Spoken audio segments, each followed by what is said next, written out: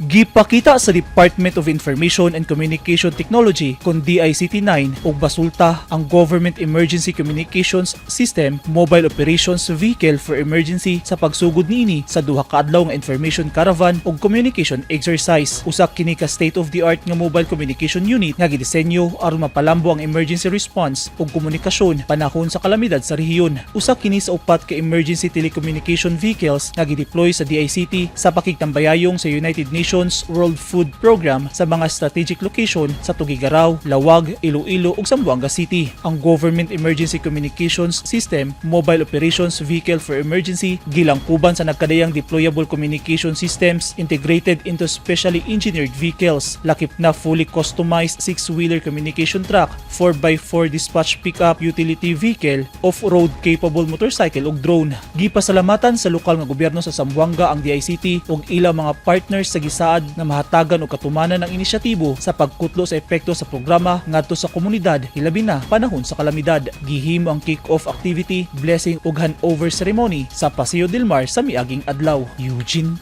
Hinutan, Newsline Philippines. Stay safe.